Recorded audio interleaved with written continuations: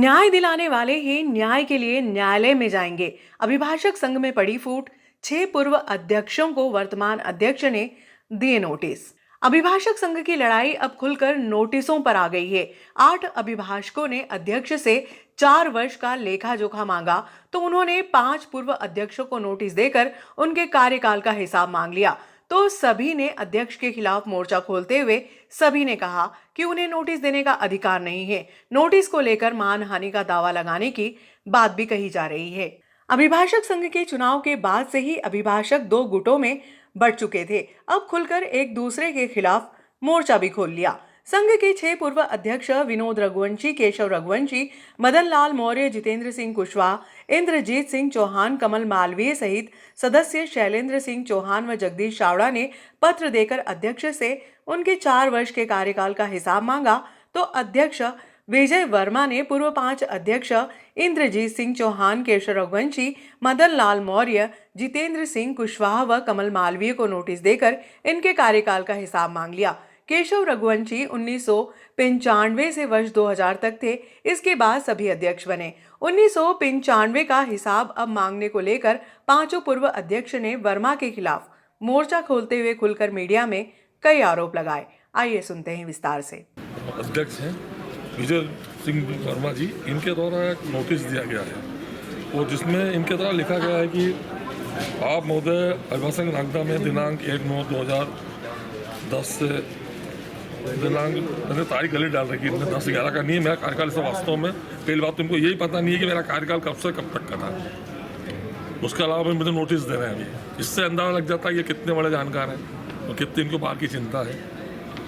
मेरा कार्यकाल 2008 मतलब 8 से लेकर 2010 अगस्त तक था और अगस्त में मेरे द्वारा जो मेरा कार्यकाल पूर्ण हो गया था, लेकिन उसमें चुनाव नहीं हो पाए थे। किसी कारणवश मेरी तबीयत सही नहीं थी और बरसात का समय था और साथ कोर्ट में भी कुछ न्यायालयों की बिल्डिंग को लेकर कुछ चल रहा था। तो मैं और मेरे जो सब समय जो मेरे साथ में सचिव थे, मैं थोड़ा सा जी थोड़े व्यस्त थे उज्जैन और नागदा प्लस हाईकोर्ट में वहाँ जाने में, तो इसलिए मैं चुनाव नहीं करा पाया था। तो मेरे द्वारा उस समय 31 अगस्त 2010 को इस्तीफा दिया गया था, लिखित में इस्तीफा दिया गया था। वो उपाध्यक्ष को दिया गया था। उसमें मैंने स्पष्ट रूप से लिखा था कि मेरा आज कार्यकाल पूर्ण हो चुका है, लेकिन मैं किसी कारणवश अपना चुनाव नहीं करवा पाया हूँ और तो इसलिए मैं अपना कार्यकाल पूर्ण होने के पश्चात में अपना जो भी कार्यभार और जो भी उस स्थिति होती है, जब अगर अध्यक्ष ना हो तो उपाध्यक्ष ही अध्यक्ष रहता बाहर का, तो मैंने उन्हें दे दिया था। और मैंने उसमें स्पष्ट रूप से 2 लाइनें ये भी लिखी थी कि आप महोदय से निवेदन है कि 1 माह के भीतर चुनाव करवाइए। उसमें विनोद रघुवंशी जी को मैंने जो भी हमारी आर्थिक या नकाता केस से संबंधित जो भी हिसाब था ये दिया था और मैंने उनसे लाइब्रेरी का और अन्य जो चीज़ें थी उनको ढूंढने का बोला था। तो उनको तरह ये बोला गया था कि जब जो भी नया अध्यक्ष बने उनको आप सौंप देना, लेकिन जो भी नकद हिसाब है आप मुझे दे दो। तो मैंने सब उनको दे दिया था। उसके बाद चुनाव हुए 7-8 महीने बाद राजेश तिवारी जी अध्यक्ष बने। तो नकद का जो हिसाब था और राजेश तिवारी जी को विनोद रघुवंशी ज़्यादा दिया गया था। बाकी किताबों का और अन्य जो दस्तावेज थे इसका हिसाब मेरे द्वारा राजेश तिवारी जी को विधिवत दिया गया था और लिखित रूप में दिया गया था। और जो भी हमारी जो क्या होता है बायलाज था, रजिस्टर थे, सदस्यता शुल्क के जो कट्टे थे, उनका जो पूरा विवरण था वो मेरे द्वारा उनको दे दिया गया था उनको पूरा। और सबसे बड़ी हमारी विडम्बना है कि ये हुई थी कि रात की 9 बजे तक मुझसे एक किताब गिन के यहाँ पे ली गई थी। किनके द्वारा? खान मैडम जो कि इनके द्वारा उसको समय साथ सचिव बनाया गया था। कुछ रात की 9 बजे तक मुझसे एक किताबों का हिसाब लिया गया था यहाँ पे बैठ के। और मैंने उस दिन कहा था कि आज मुझसे तो आप जो एक किताबों का हिसाब ले रहे हो रात की 9 बजे तक बैठ के, लेकिन ये हिसाब आपको भी रात की 9 बजे तक या 10 बजे किसको देना पड़ेगा। इस चीज़ का ध्यान रखें। ये सब हुआ, मेरा कार्यकाल पूर्ण हुआ। मेरा कार्यकाल पूर्ण हुआ लगभग 10 वर्ष ज़्यादा ही समय हो चुका है, 15 वर्ष से ज़्यादा समय हो चुका है। अगर मेरे हिसाब में कोई त्रुटि थी या कुछ भी थी तो 15 साल पूर्व मुझे जो अध्यक्ष थे जिनको मेरे द्वारा चार्ज दिया गया था उनको ज़्यादा मुझ पर कार्रवाई करनी थी या मुझे नोटिस देना था। 15 साल बाद मेरा कार्यकाल पूर्ण होने के 15 साल बाद मुझे विजय वर्मा जी द्वारा ये नोटिस दिया गया है। मैं तो बोलता हूँ इनको पहले बात तो मुझे नोटिस देने का कोई अधिकार ही नहीं है, क्योंकि मेरा कार्यकाल समाप्त हुए 15 वर्ष हो चुके हैं। इनको जो भी नोटिस देना था जो इनके, वो भी सबसे बड़ी विडम्बना देखो इसकी, इनका खुद का भी कार्यकाल तीसरा कार्यकाल है और इसके पूरे 4 साल तक तो लगातार ये अध्यक्ष ही नहीं है। तो ये मेरे को यही जानकारी मिली कि जितने भी पूर्व अध्यक्ष हैं सबको इनके द्वारा ये नोटिस दिए गए हिसाब के संबंध में, दस्तावेज के संबंध में। तो नियम तो कायदे से कि आपको जो साहब सौंप रहा है, जिससे आप चार्ज ले रहे हैं, आप उससे रिकॉर्ड लेंगे। आपको यह अधिकार नहीं है कि आप पुराने किसी भी अध्यक्ष से चार्ज के संबंध में, हिसाब के संबंध में आप उसको नोटिस दें। आप होते को नोटिस देने वाले हैं। और दूसरा मेरा एक ये भी है कि इनके द्वारा सब कुछ मनमानी बोल से किया जा रहा है। किसी को नोटिस देके दबाने की कोशिश की जा रही है कि किसी भी तरह से ये लोग दब जाए। लेकिन हमारा है कि हमारी जो लड़ाई है, सभी को लड़ाई नहीं। पहली बात तो हमने जो एक मैडम का आवेदन था एनओसी के संबंध में जो उन्होंने नियम बनाए थे, हमने बोला आपने जो नियम बनाया उसका पालन करें। और हमारा ये कभी भी नहीं रहा कि आप पूर्वी शर्मा मैडम के जो आवेदन उस पर आप कीर्ति मैडम पे हमला दिया था, दोनों को बुला के दोनों को समझा के और जो भी इनका विवाद है खत्म किया जाए। ये आपके द्वारा अनावश्यक रूप से किया जा रहा है।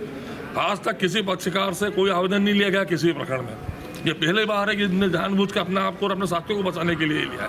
तो मेरा ये निवेदन इनकी कार्यप्रणाली समाज लोग असंतुष्ट हैं और मेरे द्वारा इन्हें विधिवत उनका जो नोटिस आया था मेरे पास में लिखा गया है कि अगर आप 10 दिन के भीतर मुझसे सार्वजनिक रूप से माफ़ी नहीं मांगेंगे तो मैं आपके विरुद्ध कानूनी कार्रवाई करूँगा। और मैं आज फिर वापस ये कह रहा हूँ आपके सामने कि अगर इनके द्वारा मुझसे 10 दिन के भीतर माफ़ी नहीं मांगी गई स्वामी कृष्ण तो मैं जो भी उचित न्यायालयीन कार्रवाई हुई इनके विरुद्ध करूँगा और उसके स्वयं जिम्मेदार अध्यक्ष महोदय हैं। धन्यवाद। पुलिस द्वारा जागरूकता अभियान चलाया गया।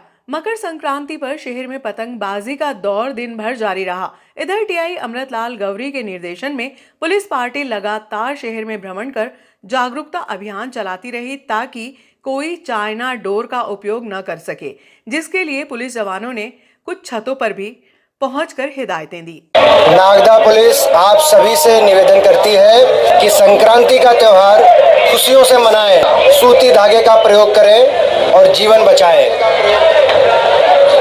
चाइना डोर का प्रयोग बिल्कुल ना करें। एक कदम सुरक्षा की ओर, से नो टू चाइना डोर। मध्य प्रदेश पुलिस आपकी सेवा में सदैव तत्पर है। आपकी सावधानी ही आपका बचाव है। चाइना डोर को पूर्णतया प्रतिबंधित किया गया है। इसकी खरीदी, बिक्री, इस्तेमाल करना दंडनीय अपराध है। यदि आप ऐसा करते हुए पाए जाते हैं तो आपके विरुद्ध कठोर वैधानिक कार्रवाई की जाएगी। क्या भाई बहुत शिकायत आई, तुम लोग बहुत पतंग काट रहे हो। अभी तक कितनी काट दी तुमने? सर 7-8 काट दी। 7-8 काट दी? हाँ। इससे? इससे चाइना डोर है क्या ये? चाइना डोर उड़ा रहा है? डोर है। बताओ पतंग कहाँ तुम्हारी? और एक पतंग देखो अभी आपके सामने काटेंगे। काट के बता ना भाई इसी से। काट के बता, काट के बता। काट के बता। एक साथ दो पहले खींचो, पूरी पतंग खींचो। किसमें तेरा बच्चे तू अपने वाले में? मुंडे पे एक और नीचे ले आओ। नीचे पूरा उतारो, पूरी नीचे लाओ। नीचे ना दिखाओ किसी कौन सी औरत।